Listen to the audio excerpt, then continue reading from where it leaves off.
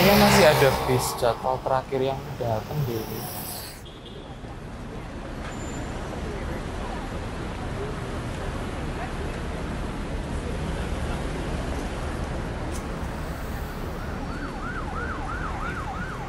Oh, Mas saya nunggu bis juga tak Mas?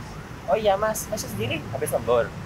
Iya, ini saya habis kerja ini Mas, demi apa ya? Demi sesuap nasi goreng. Hah?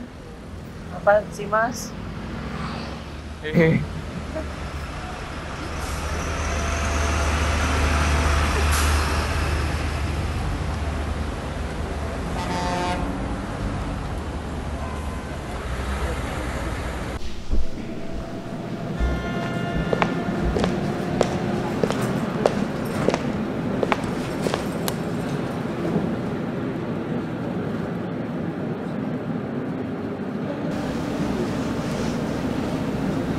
Ini bisnya kok sepi banget. Apa emang udah malam nih? Pak, ini penumpangnya cuma 3 loh Pak. Ini emang nggak mau ditunggu dulu, langsung berangkat Pak. Pak.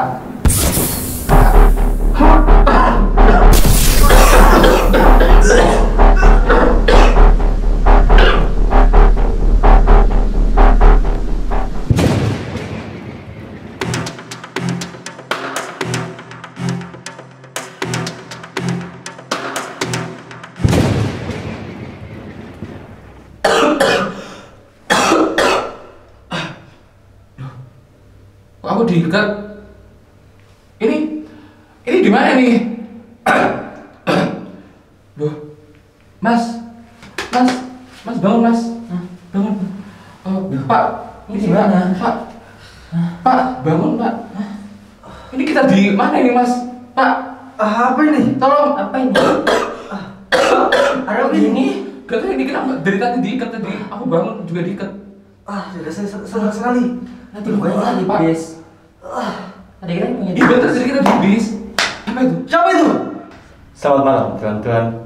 Senang bisa. Siapa kamu? Kenapa kita diikat kayak gini? Tenang, tuan-tuan. Saya tahu, Pak, kalian pasti bingung dengan situasi ini, bukan? Saya akan menjelaskan situasi saat ini. Saya mengundang kalian bertiga untuk mengikuti sebuah permainan. Apabila kalian bisa memenangkan permainan ini, kalian akan mendapatkan hadiah yang luar biasa. Tawaran sangat menarik, bukan? Menarik. Ini kenapa kita lebih yang harus ikut permainan ini? Iya, lepaskan kami. Tentu, kalian harus mengikuti permainan ini. Kalian tidak punya pilihan yang lain. Kau ya. Nanti setelah aku lepas dari sini, anakku adalah seorang kepala kepolisian di kota ini. Kau akan pasti ditangkap. Banyak omong.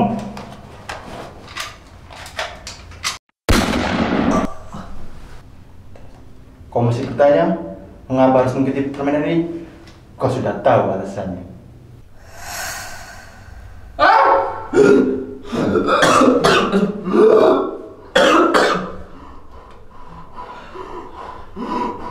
Pak Sopir udah gila ya Pak? Peraturan dari permainan ini sederhana. Kalian hanya perlu menjawab 2 dari 3 pertanyaan secara benar, dan kalian akan memenangkan permainan ini. Lalu, apa yang terjadi pada yang kalah? Apa yang terjadi yang kalah? Kau sudah tahu jawabannya, bukan? Dan kuperingatkan, apabila kalian berbuat curang dan berusaha membuat hasil yang seri, maka kalian tidak akan bisa keluar dari sini. Baik, kita langsung mulai permainannya. Yang pertama mengenai Riddle. Oh, aku suka Riddle. Akan aku langsung dan baca cerita. Warga sedang melakukan perjalanan menuju sebuah daerah di Jawa Barat dan menumpangi bus lintas provinsi. Para orang tua membawa anak-anak mereka untuk mengunjungi beberapa kerabat yang tinggal di daerah perdesaan terpencil. Ketika bis mencapai kaki gunung, anak-anak mengeluh bahwa mereka lapar. Orang tua memutuskan untuk berhenti di restoran selanjutnya. Lalu bis menepi ke sisi jalan dan semua keluarga turun satu persatu. Di dalam restoran, orang tua dan anak-anak gembira saat makan malam. Secara tidak sengaja mereka melihat acara TV. Ada sebuah laporan berita di TV yang mengatakan kecelakaan mengerikan yang baru saja terjadi di sekitar tempat mereka makan. Sebuah bus dihancurkan oleh batu yang jatuh dari atas gunung dan semua orang di dalamnya tewas. Para orang tua terkejut, bus yang berkaitan adalah bus yang sama ketika mereka berpergian. Saya harap tidak menumpangi seperti bus yang ada di TV. kata istri. Apa yang kau katakan? Kata suami. Bagaimana Anda bisa mengatakan itu? Kemudian ia berpikir sejenak. Oh, saya mengerti. Anda benar, sebaiknya kita berangkat sekarang. Mengapa mereka berkata demikian? Aku tahu. Mereka udah mati. Mereka udah meninggal. Haha, tepat sekali. Sungguh ironis bukan? Niat awal ingin menemui kerabat namun mati karena longsor. Soal yang kedua berhubungan dengan proses stokastik dan rantai Markov. Proses stokastik? Kalau proses stokastik apa sih, Pak? Oh gitu ya, saya cepat mati kalau pertanyaan proses stokastik. Terus apa lagi itu? Rantai Markov? Saya tahu cuma rantai itu yang di biologi, apa itu namanya? Saya tahu cuma rantai pakaran, Pak. Sudah dikasih deh Bapak. Sudah, kau usah banyak bicara kalian. Ini pulpen dan kertas untuk kalian hitung. Baik, sebelumnya akan saya jelaskan apa itu proses stokastik. Proses stokastik adalah himpunan perubahan acak yang merupakan fungsi dari waktu atau sering juga disebut sebagai proses acak.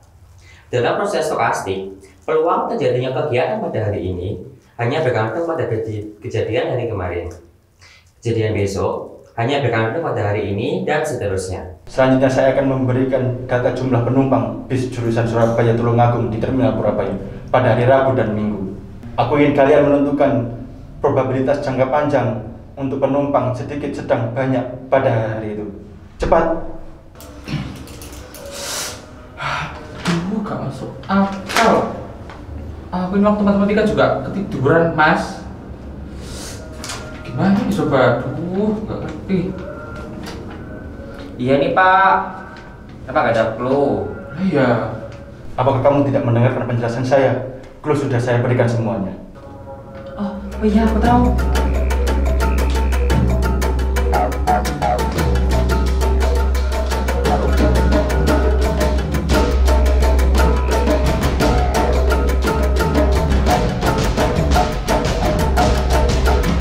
Ini Pak.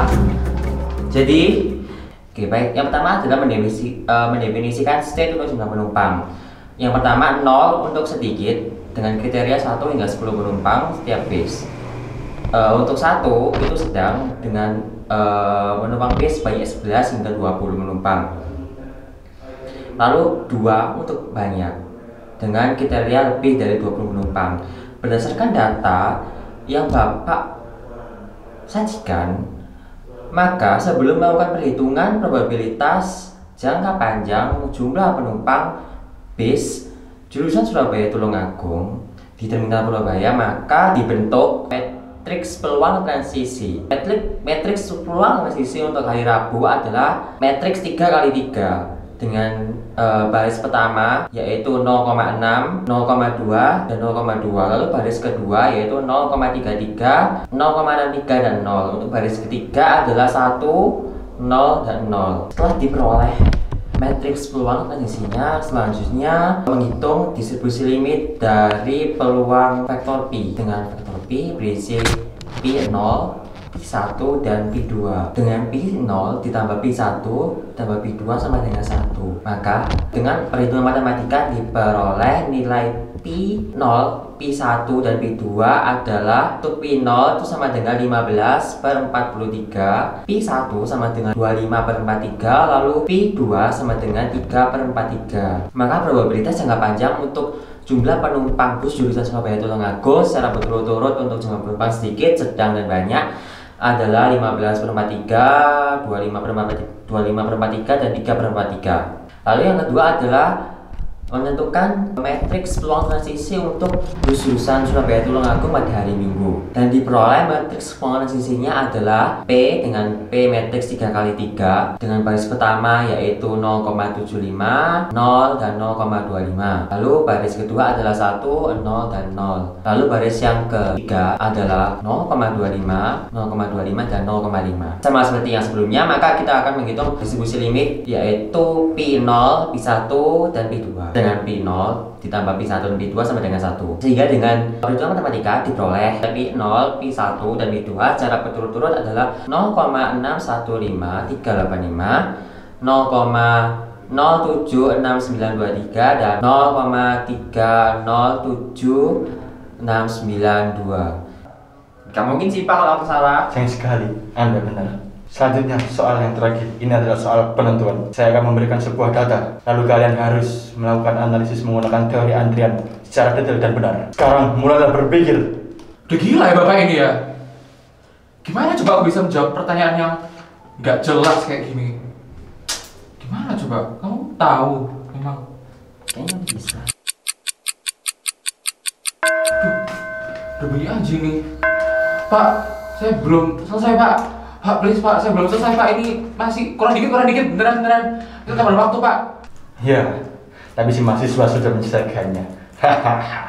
Sebelumnya saya ingin jelaskan bahwa kasus ini merupakan kasus sistem antrian single channel single base. Artinya hanya ada satu jalur untuk memasuki sistem dan hanya ada satu sistem pelayanan atau shelter. Berikutnya, kita harus menguji bahwa asumsi data waktu antar kedatangan dan waktu pelayanan base berdistribusi eksponensial. Berdasarkan hasil analisis saya secara cepat, baik untuk observasi hari Rabu maupun Minggu, waktu antar kedatangan base dan waktu pelayanan base berdistribusi eksponensial dengan nilai p-value lebih dari alfa sehingga 5,0 sehingga dapat dikatakan bahwa waktu antar kedatangan dan waktu pelayanan base berdistribusi eksponensial. Selanjutnya, kita dapat mengetahui karakteristik sistem antrian pada data yang Bapak sajikan. Yang pertama yaitu menghitung tingkat kedatangan base di shelter pada hari Rabu. Rumusnya adalah alfa sama dengan sigma jumlah base dibagi sigma waktu antar kedatangan. Diperoleh hasilnya 13,86 sehingga dibuatkan menjadi 14 base per jam. Lalu untuk hari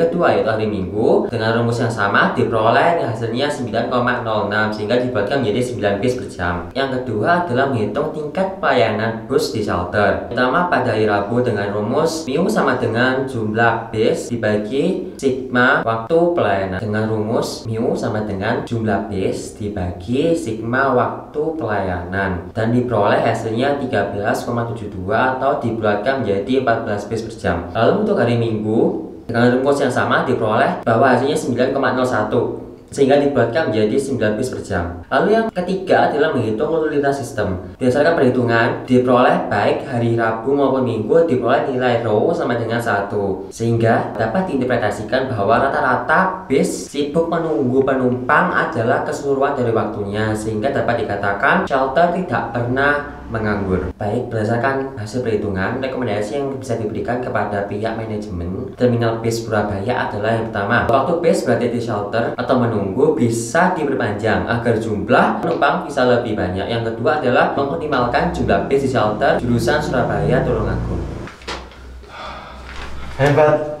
Hebat sekali, kau benar.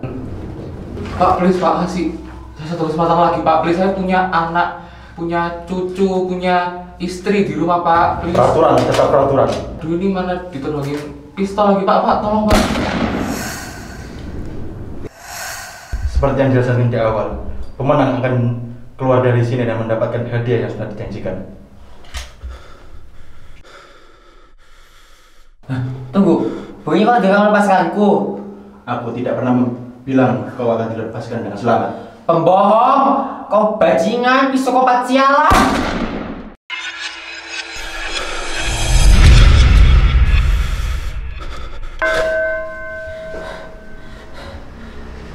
Ini di kamarku.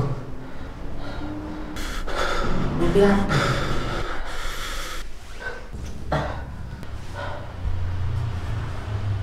Jam berapa sekarang? Jam 9. Oh iya, kuliah.